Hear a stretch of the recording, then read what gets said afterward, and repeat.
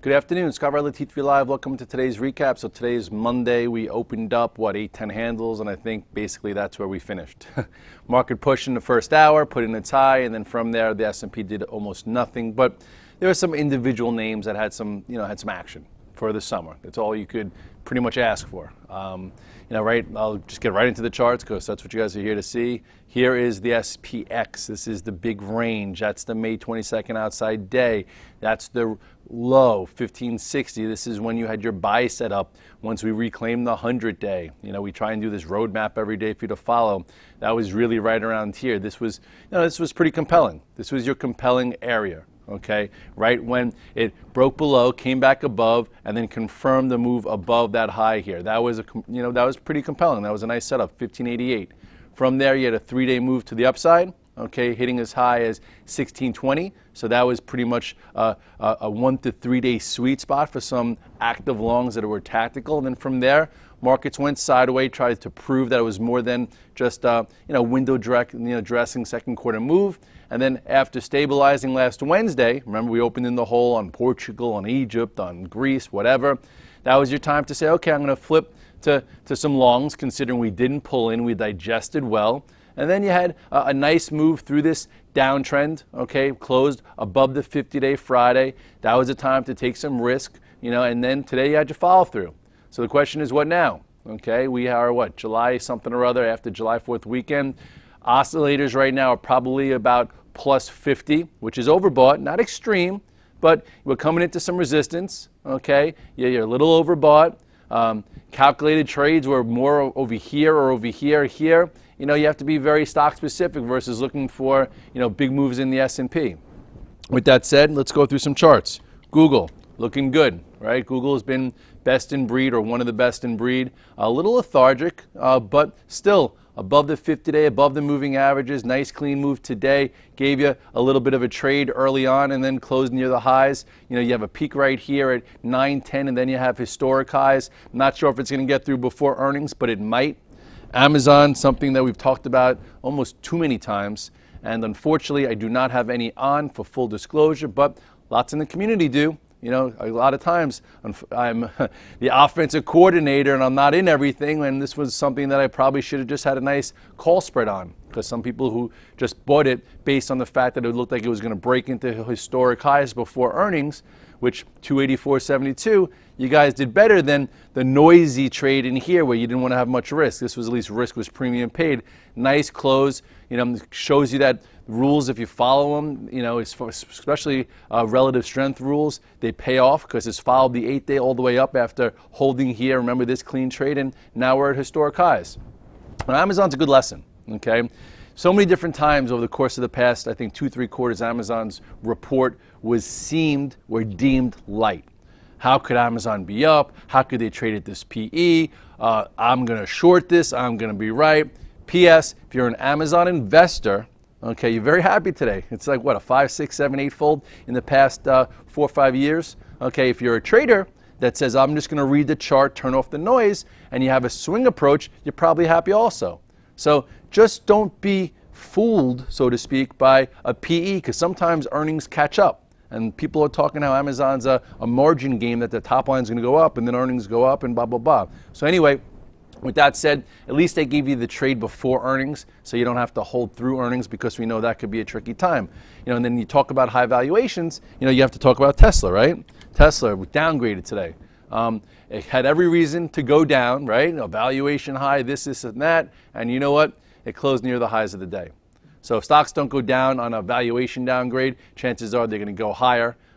We've had really nice calculated longs, one being right around here at 110. Then when it went through, okay, the high of 114.70, then it kind of came back, tested it a few times, and then today, very nice action for a stock that was downgraded by Bank of America. As far as, if you didn't want to buy momentum, this uptrend that's been intact, hugging the 21-day the entire time, you could have been buying a dip instead of playing momentum. Overall, I've been saying, for a while now, I believe with Morgan Stanley, I believe that this stock has the ingredients to be 140 to 160. Let's see where it is before earnings.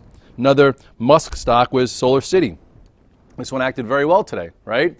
This one also had a really nice run, okay, from early May all the way into the highs. And then what happened? They had to do a big secondary. So this wedge right here, okay, got resolved to the downside. And then in this area, we tweeted once or twice talking about how, like now that it's already come in and the lockup happened, chances are maybe it goes higher. We talked about this area. Remember this 3650? It's now going above it. I think that this is back in the game, and at some point it's going to make new highs. On the year, but that's my opinion. Okay, technically acted really well today, closed well. Maybe you get another buy price if it opened down a little bit through today's high at 41.33. If it opens up, you'll figure it out. I took some home long. I think Mark took some home long, and the good book says you close on the highs at a level, you take some because it makes sense. Last time it did it, okay, got negated very quickly, so there are some memories there. This time, who knows? All right, another stock that it's different, but kind of is the Chinese version of the electric car that people talk about is this KNDI. If you guys remember this big breakout that happened when Tesla was having its run, wound up putting a little bit of a topping tail. It's been grinding lower. Today it did reverse at the gap, closed pretty well. Okay, I don't know. I'm not saying this one's going to make new highs, but I think that this one is pretty heavily shorted. Some gentleman out there who typically says he likes to short Chinese stocks. I believe there was talk out there that he went a little bullish on this, but meanwhile for me that's not the reason why I would have bought this. It's because you had a red dog reversal.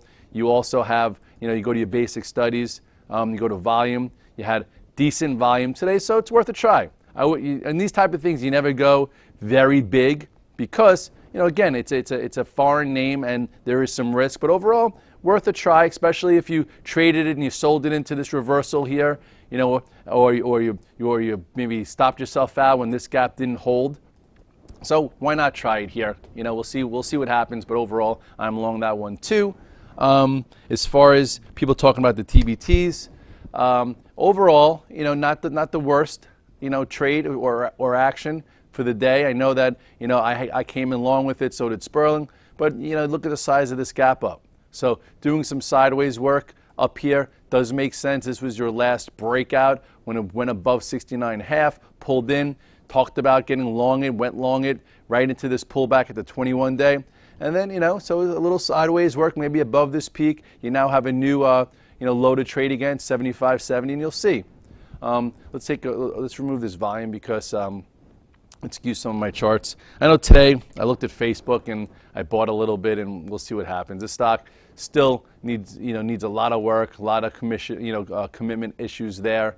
Someone called it out. I said, let me give it a try. It's still above this little trend line here. It tried to break through resistance. It really doesn't get that interesting until it breaks and closes above the 200-day. I think they're releasing their new search.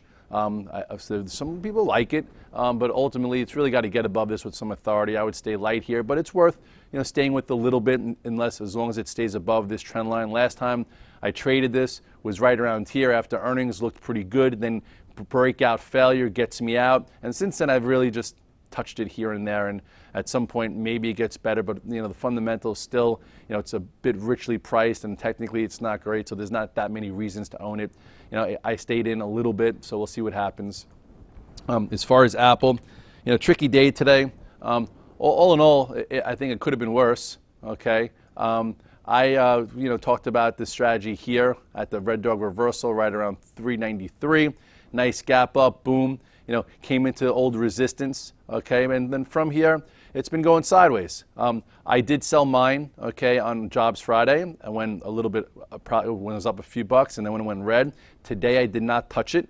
Okay, it did close right around 415, so it's trying to stay a little relevant here. Think about the note that came out if it was true. A big slowdown in iPhones, but I don't know. Like, you could be a little skeptical to that. But anyway, here's your new point of reference. Some would say that if you go from here to here, you want to use some of your Fibonacci's. If we have it in here, do we have the fibs in here? Let me see. Oh, here you go. All in all, just to show commitment to this move. Okay, if we were to measure it that way, all right, it did hold, the 38.2%. So as far as from this low to this rally here, it's still showing some commitment. It's not as pent up with a high-level flag. Some people got stopped out, which we talked about when it broke through Friday's low. Okay, but if you did get stopped out there and said I'm going to buy it versus the bottom of this candle, some people did that. I stayed away. I'll give it a little bit more time and then I'll figure it out. You know my 3 to 4 day rule. Typically I like to buy on the first day, add on the second day when it gets confirmed, trim and trail on the third day, and then let it sift itself out, which it's trying to do.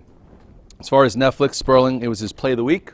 Nice trade. We talked about it in the morning call also, which gave people some clues that technically it looked pretty good. And there you go. Didn't close in the dead highs, but did pretty well. You have a big gap up here, which never got filled, showing power, and then you closed relatively well over there.